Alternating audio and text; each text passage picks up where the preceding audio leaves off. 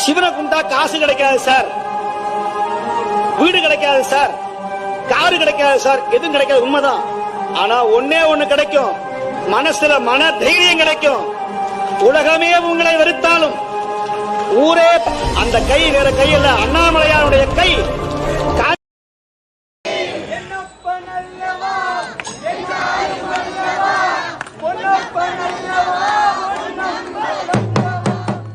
என்னப்பனல்லவா என் தாயும் அல்லவா, என்னப்பனல்லவா என் தாயும் அல்லவா, பொன்னப்பனல்லவா பொன்னம்பலத்தவா, பொன்னப்பனல்லவா பொன்னம்பலத்தவா.